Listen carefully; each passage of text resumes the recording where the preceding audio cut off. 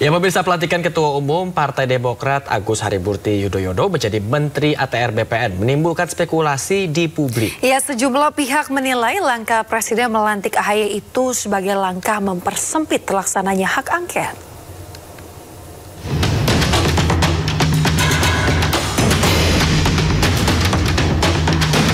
Pelantikan Ketua Umum Partai Demokrat Agus Harimurti Yudhoyono sebagai Menteri ATR BPN oleh Presiden Joko Widodo menjadi pertanyaan sejumlah pihak.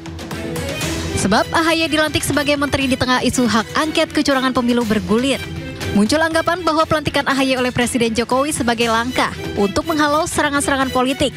Di antaranya soal pengajuan hak angket yang akan dilakukan oleh para pendukung pasangan calon presiden nomor urut 1 dan 3. Ketua Umum Partai Golkar Airlangga Hartarto dengan lantang menjelaskan dengan dilantiknya AHY, koalisi di pemerintahan semakin sedikit. Dengan begitu, langkah kubu nomor 1 dan 3 untuk ajukan hak angket akan semakin sempit. Ya, kalau hak angket kan hak politisi DPR. Tapi Partai Golkar dan koalisinya itu pasti akan menolak. Dan kedua, koalisi presiden sampai saat ini adalah bertambah dengan Mas AHY masuk. Jadi yang di luar pemerintah semakin sedikit. Rencana untuk menggulirkan hak angket DPR terkait dugaan kecurangan pemilu 2024 diusulkan oleh Capres nomor urut 3 Ganjar Pranowo kepada partai pendukungnya. Anggota DPR fraksi PDI Perjuangan yang juga Wakil Deputi Kinetik Teritorial TPN Adian Napitupulu menegaskan, hak angket digulirkan bukan mencari kalah menang tapi mencari kebenaran. Ketika Ketua Umum perintahkan kita pasti solid. Partai-partai koalisi Pak Ganjar juga pasti solid karena sudah ada pembicaraan kok. Begitu juga partai-partai koalisi Pak Anies juga pasti solid karena sudah ada pembicaraan. Kita tidak sedang mencari kalah menang saja, tapi kita sedang mencari kebenaran itu sendiri. Hak angket adalah hak untuk melakukan penyelidikan terhadap pelaksanaan suatu undang-undang, kebijakan pemerintah yang berkaitan dengan hal penting, strategis, dan berdampak luas pada kehidupan bermasyarakat, berbangsa, dan bernegara yang diduga bertentangan dengan peraturan perundang-undangan. Hak angket diusulkan minimal 25 anggota DPR dan lebih dari satu fraksi. Usulan hak angket harus disertai dengan dokumen berisikan materi kebijakan pelaksanaan undang-undang yang diselidiki disertai alasan. Usulan hak angket diterima jika mendapat persetujuan yang dihadiri lebih dari setengah jumlah anggota DPR. Keputusan hak angket diambil dari persetujuan lebih dari setengah jumlah anggota DPR yang hadir dalam sidang.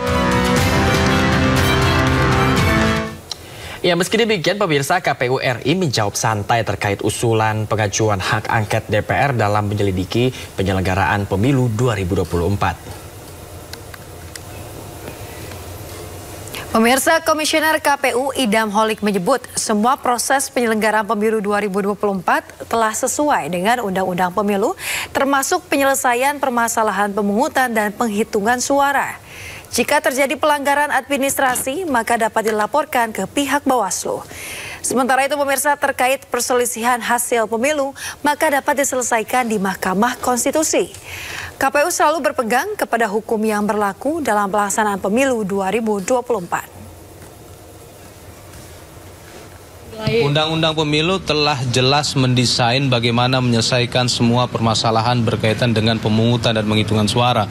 Kalau sekiranya terjadi pelanggaran administrasi, jelas Bawaslu lah yang menangani. Kalau sekiranya ada perselisihan terhadap hasil pemilu, Mahkamah Konstitusi sebagai lembaga yang menyelesaikan permasalahan ini. Jadi Undang-Undang Pemilu sudah menjelaskan hal tersebut, mekanisme penyelesaian semua permasalahan berkaitan dengan pemungutan, penghitungan, dan rekapitulasi. Dan kita sebagai negara demokrasi yang besar, mari kita tegakkan demokrasi konstitusional dan di mana hukum menjadi panglimanya, apalagi dalam prinsip penyelenggaraan pemilu adalah berkepastian hukum. Saya ingin mengajak pada semua pihak, mari kembali kepada undang-undang pemilu. Pemirsa, Indonesia masih memiliki banyak persoalan yang harus dihadapi dan diselesaikan seperti masalah ekonomi, kesetaraan hukum, hingga persoalan politisasi agama yang dapat menimbulkan polarisasi di masyarakat. Ya, pemirsa, semua pihak diimbau untuk tidak melakukan aksi-aksi yang mengarah kepada provokasi, apalagi di ruang publik seperti media sosial. Direktur Eksekutif Studi Demokrasi Rakyat mengapresiasi kandidat yang mengedepankan jalur konstitusi dalam menghadapi perkara dan sengketa pada pemilu 2024. Jalur konstitusi sudah selayaknya digunakan sehingga dapat meminimalisir adanya manuver-manuver politik di jalur-jalur hukum, pemirsa. Kalau tadi saya sampaikan dalam diskusi bahwa waktu 2019 banyak KPPS yang meninggal karena kelelahan. Kalau hari ini kan KPPS-nya salah input kan gitu, ya kan? Nah, ini yang perlu dicermati, semestinya penyelenggara ini mampu mengevaluasi dan mengantisipasi, ya kan gitu.